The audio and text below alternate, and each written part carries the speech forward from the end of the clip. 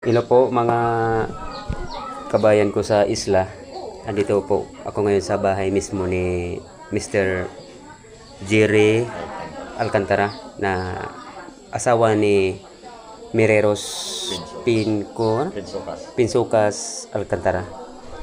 Ito po, bali may kunti tayong itatanong po sa kanya no about sa naranasan niya doon na umpisa nung dating ng asawa niya doon sa sa airport ng Manila sa Naiya hanggang nakarating dito sa sa ating lugar sa Kataduari sa Panganiban.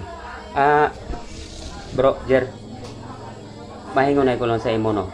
Yung time na dumating ang asawa mo doon sa airport sa Naiya, ano ang assessment ng ating mga doon no? Yung mga sa DMW or sa UWA, ano ang assessment sa'yo? Anong ginawa? Pag dating dun sa naiya ng remains o cadaver ng asawa ko, talagang maganda yung nila, assessment dun kasi nalalayan nila hanggang sa maisakay sa van o ambulansya pa uwi ng Catanduanes. Okay naman yung biyahe namin. Ayun nga, nakasakay kami ng pang alas 8 biyahe ng barko patawid ng isla, diretso ng San Andres, Calolbon Pier. May kumontak sa akin na taga-uwa Catanduanes na sasalubungin daw kami sa San Andres. Oo. Nung padaong na kami, tinatawagan ko, hindi na sagot.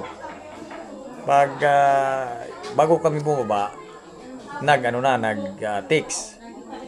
May na-receive akong text message. Ang nandun sa text message, hindi na sila makakasalubong. Yun nga, dumiretso na kami ng Panganiban, didiretso na sa Morgue, yung bangkay. At para hindi na kami maabala, dahil Lunes, pupunta daw sila dito sa bahay mismo namin. Ngayon, Lunes, gabi na, wala. Nung tanghali, may na-receive na naman akong kaninang tanghali. Na-receive ko ang yung text na hindi sila makakarating, baka hindi nila mahabol yung oras dahil nasa Pandan pa sila. Kaya yung form na kailangang pilapan, pinadaan na lang nila sa Piso Panganiban. Pero nasa iyo na ngayon ang form? Nandiyan na yung form. Kailangan maisubmit ko bukas para maipasa naman ng officer ng Piso Panganiban. Ibig sabihin, mapunta ka lang ng Piso Panganiban tapos sila na madala doon sa UWA, Catanduanes. Pero ang yung time na dumating kayo sa Morgue no, yung dinala bagay yung asawa mo sa Morgue no. May nag-alalay ba sa yung mga pulis or mga autoridad nato dito sa isla na dito banda sa ating mga munisipyo? Meron? May kasama ka ba doon?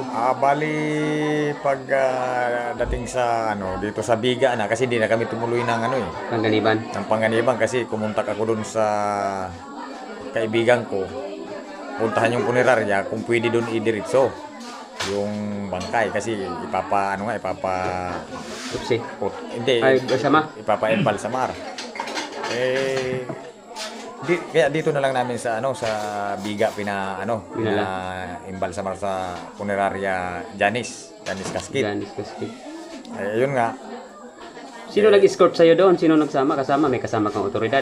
Wala, kami lang ng anak kong bunso. Kaming dalawa lang. Kayong dalawa yung inabutan namin doon? Kayo lang yun? Kami lang, walang doon, walang kahit na sinong otoridad na. Yung kasama mo na pala na dalawang tao doon, may yun yung kurinarya? Trabahante yun? Trabahante yun. Embalsamador yun. Kasi yun, parang dinidipros. Pinapalamig, yung lamig, pinapababa. Alam niyo mga kaisla no, dumating ako doon sa Morgue talaga, inabutan ko siya at saka yung anak niya nakaupo doon sa tapos sabi ko nga, grabe naman ang nangyari.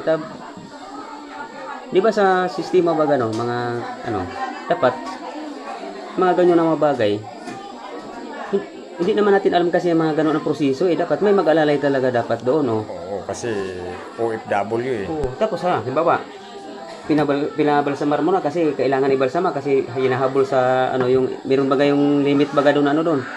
Tapos baka sasabihin sa mamaya, bakit mo pinabalsamar? Paano mo gagawa na ano wala naman nag-advise sa iyo kasi Walang tao na walang sumalubong sa iyo. Autoridad. Oo. Kaya yan po ang ano no, hindi lang to para sa kanyang asawa. Hindi natin alam darating ang panahon na baka may mga ganun mangyari din sa ano. Dapat asikasuhin natin mga Maging aware naman sila. aware tayo kasi hindi naman pwedeng hindi alam ng mga otoridad dito sa atin sa Catanduanes na hindi na darating ang asawa niya. Kasi hindi naman yung makabiyahe sa piribot kung walang papel yun. Hindi naman yung pwedeng ibiyahe, di ba? Oo.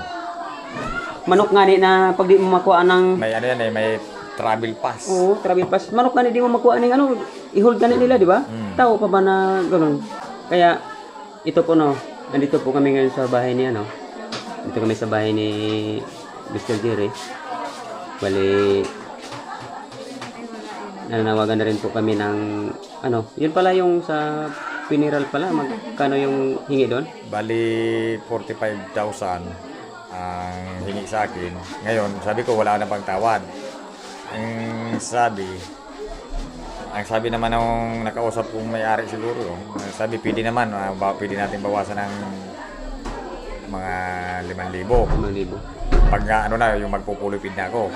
Kaya yung ginaon ko, nakapag-down na ako ng ano, ng 5,000 pa lang. 5,000 pa lang. 5,000 pa lang. Ang laki pa ng ano, Laki ng pa bayaran. Laki pa ng Ng kulang. saray pa. Kaya ano, mga kababayan, mga ano, alam naman natin ang buhay OFW. Kasi ang asawa ko OFW din. OFW din ang asawa ko. Ang hirap. Kasi sa ngalan lang ng OFW pero walang ano yan. Walang kapira-pira yan. Bayani. Bayani kong ituring pero paano mo maging bayani na ituring na hindi na nga, wala nga sumalubong. Ang bayani maraming Sinasalubong yan. Di ba?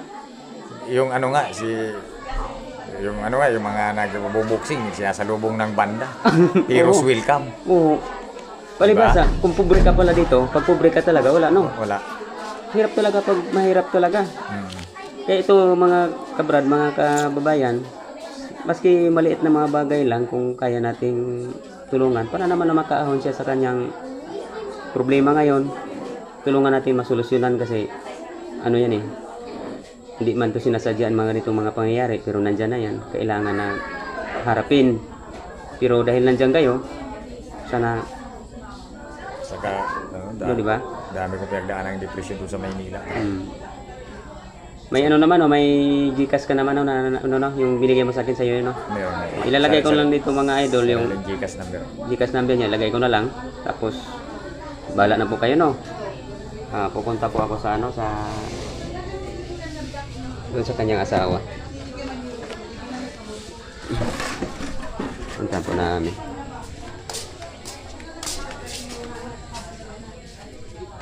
Brown out kasi. Madilim. Okay na. Ayaw na. Ano lang. Ito po siya. Dito po siya. Anak namin na pangalawa, panganay. Panganay. Tatlo, di ba? Tatlo anak mo? Tatlo. Yung lalaki, yung bunso. nasa labas. Oo. Ito po yung ano ni ano. Ano na siya. Nakahimlay na siya ng magandang higaan. Ito po. Anong grade ka na, Nick? Ha? 12. Ikaw? Grade 10. Amak na mga bata pa. Yung bunso, mag-grade 4. Grade 4. Saray na pagkano eh. Kaya bahala na po kayo mga kababayan sa isla kung sino po kayo. Tulungan natin na ano si Mr. Jerry sa kanyang problema. Ano? Condolence.